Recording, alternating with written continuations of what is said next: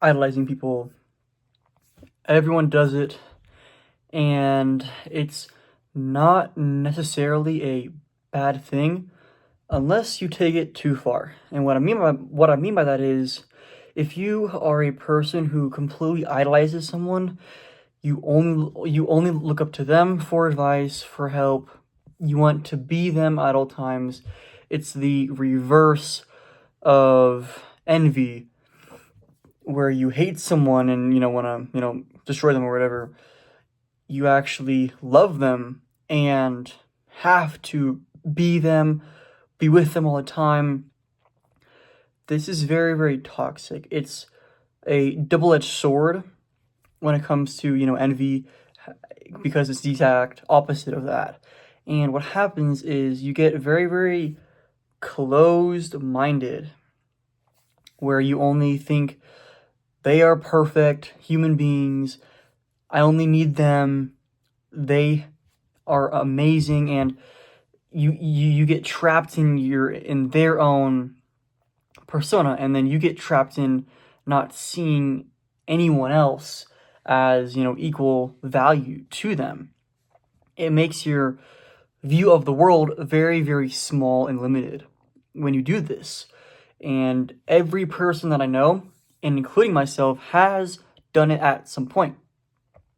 You see a whole bunch of people on the internet that are very, very intelligent, talk smart, and you're like, I want to be them. Oh my gosh, only their opinion matters to me. Only their voice is important. And again, you get trapped in this way of life and you can't get out of it. And your point of view of the world gets so small and limited that it's so hard to get back out. A way to stop this, one way to stop being, closed-minded and idolizing people, is actually start to look at other people's perspectives on life, on the world. And by doing that, you actually open up your mind and actually say, okay, well, you have this kind of point, you have that kind of point, and then you have this kind of point. Well, I agree with you, I disagree with you, and I partially agree with you. And what this does is it actually opens up your mind and your worldview to where you can actually, learn more, take in more, not be stuck pursuing someone that isn't you, pursuing a path that isn't yours, and you can actually pursue your own path and make progress in your own life. And a lot of people don't understand that concept and can't wrap their head around it, because you see someone that's super duper successful, right? I want to be like them. Of course you do. That it would be foolish not to think that way. But how they got rich doesn't necessarily align with how you're going to get rich, or how you're going to be successful, or how you're going to have a family. Because they could have had a kid at 16 years old and then won the lottery. All right? They could have had a successful business at 45. All right? At 45. And you may want that, you may not want that. You may want to start your business earlier or later, depending on, what kind of situation that you're in. But if you look at them and say, okay, well, you did this, this, and this, I'm going to follow you exactly, to the T. That is a terrible mistake that you should definitely avoid at all costs. It's the same in the gym, where you see a huge guy and you say, okay, well, I want to be like him.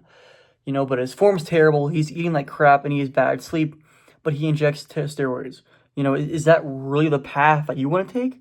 Or do you want to be a natural with good sleep, good eating habits, and good form?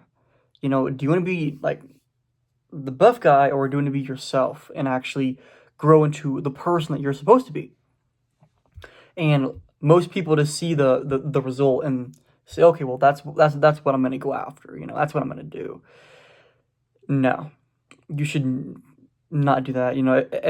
Everybody says it's a process, and I completely agree 100%, because if you only focus on the result that isn't even yours, then you're screwing yourself from the beginning, from the actual beginning.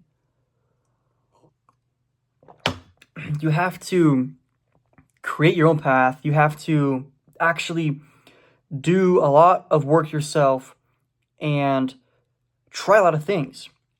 You have to not idolize only one person, and you actually have to look at all perspectives with a grain of salt.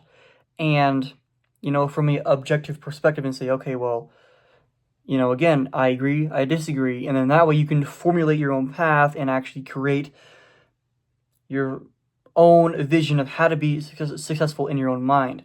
And that is how you live life. That is how you should follow, the path of, instead of idolizing someone so much, come back down to earth, come back down and look at, what they're doing, how they're doing it. Look at, the friends, what they're doing, how they're doing it, the people that they're around, and the knowledge that they've consumed. And then with all of that stuff, you can actually expand outwards. And instead of idolizing one person, you could idolize multiple people that have similar and also different perspectives on the world. This is good and bad because, again, if you only focus on one person, then, and their friend group, then you could, widen your perspective a little bit, but not so much that you actually don't get both sides of the coin. You don't see both sides of the coin at all. You only see like part of it where it kind of flips and then it comes back down. And that also makes you a little bit trapped. And this is all opinionative because you can be totally fine and successful having a narrow mindset through life. That happens all the time. But are people fulfilled doing that? Do they not care about other people's opinions? Is that what you want? Ask yourself this question. Is that really what you want, is to have a narrow mind, even though you're rich? I prefer to have a wide mind and be rich too. All right. And it's the same way. Just look at all perspectives with a grain of salt and take what you want from each person and then create your own path with that. And that is how you become successful. That is how you become rich and create your own path. Thank you.